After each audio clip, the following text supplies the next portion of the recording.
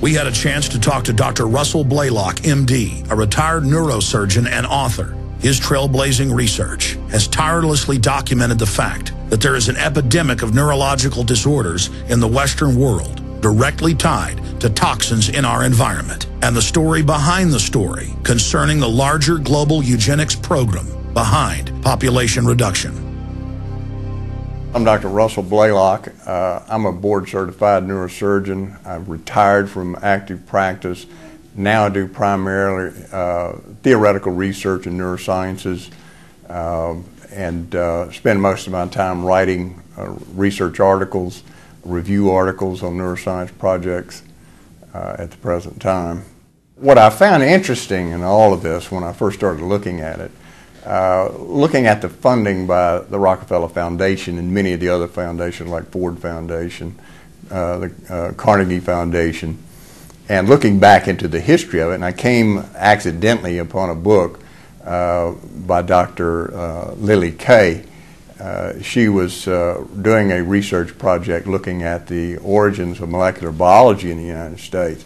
And that was primarily my interest, was just reviewing the history of molecular biology. But to my surprise, much of the book describes what was called the Science of Man project by the Rockefeller Foundation. And primarily, and this is in the period about 1910, primarily what he was interested in, and his foundation board, was doing social engineering. They were concerned that society was made of a lot of people they considered undesirables. Their definition of undesirables was people that had lower IQ, people that had physical defects, people who had diseases, people who did not behave in a way that these group of elitists thought people should behave in a society. So their idea was to use eugenics, which was the primary science at the time, to redevelop man, to create a new type of person. And they coined the term social engineering. Now, of course, at that time, we didn't have DNA as a concept. So they were using rather crude genetics to bring this about in the very beginning. So what she shows is the Rockefeller Foundation was really putting a lot of money in this. And in order to do that, he thought, what I'll do is I will fund major universities. And he picked Caltech as one of those universities, and then some in the East like Harvard and Johns Hopkins and Columbia, University of Chicago as the primary centers where this type of study would be carried out, and how to re-engineer human beings to be in the form that they thought humans should be. And gradually, as science began to become more sophisticated, and eugenics began to get a really bad name as the period of Adolf Hitler occurred, and you realize that the Rockefeller eugenists, before Hitler became well-known in power, they were traveling to Germany and exchanging information on these eugenic programs. So a fair amount of this information came from the Rockefeller Foundation. Of course, after World War II, when the world found out a lot of what was going on in eugenics and the horror of eugenics, most of these programs were abandoned, and the Rockefeller Foundations very quickly said to all their members, let's never use the name eugenics anymore. What we'll talk about is social engineering, the new science of man, behavioralism. So they had these key words that meant basically the same type idea, that is redesigning man and man's behavior and controlling it through elitist ideas, but we would do it through new science. And we would establish major institutions in the United States that would control medical education, through his General Education Board, which was a very powerful foundation regulation of education in America. And so he would appoint professors that would be directors of these programs. He groomed people who believed, like he did, that in fact man should be redesigned. We need this science of man to re-engineer human beings. but do it in a more scientific way than this crude eugenics program that he began with. And what that necessitated was using what was called molecular biology. Well, with the discovery of DNA, this became more sophisticated in that you could manipulate certain genes and change how the brain functioned. And of course, then they got into the neuroscience field itself and began to look at, well, how does the brain work? How can we change behavior by altering the brain function?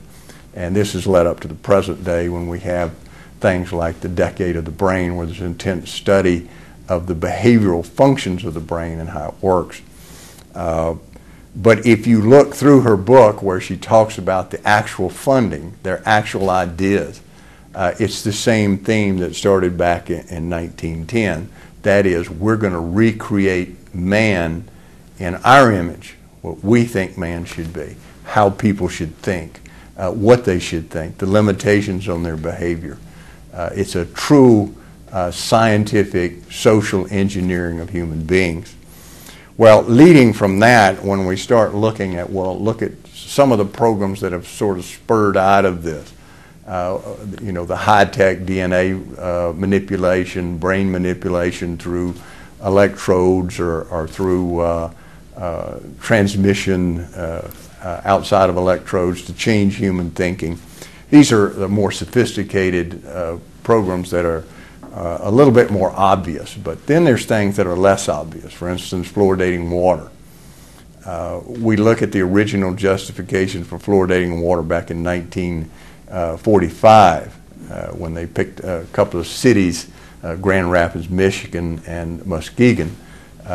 Grand Rapids was going to be fluoridated, Muskegon was not, and they were going to compare and use the idea that fluoride was preventing cavities. So even before the study had been completed, they announced that it was a grand success and that fluoridated water produced a 30 to 60% reduction in cavities. What they didn't say was that in the unfluoridated city, there was a very similar drop in the incidence of cavities as well. And in fact, throughout the entire world, we began to see in the developed world a tremendous fall in the incidence of dental cavities. That had nothing to do with fluoride. What it had to do with was increased intake of calcium, mainly through cheese consumption, and better diets, better oral hygiene. And a number of studies proved that, one of which was conducted by the U.S. Public Health Service. It was one of the largest American studies at the time. They looked at 39,000 school children in which they looked at the effect of fluoridation versus non-fluoridation, and they found it had no beneficial effect at all. Well, they hid that document so scientists couldn't examine it, and the public and the media would never see it. Well, Dr. Yamagiannis, who is a chemist, filed a Freedom of Information lawsuit, had it released, and then he saw why they wanted to hide it, and that's because it clearly demonstrated fluoride did not reduce cavities. Since that time, there's been a number of studies, one of which included 8 countries, another which included all studies on fluoride, independent studies on fluoride and dental caries for the past 30 years. Another study included 400,000 children in India. All of these studies showed the same thing. Adding fluoride to water did not reduce cavities at all. And in fact, several of the studies that showed it increased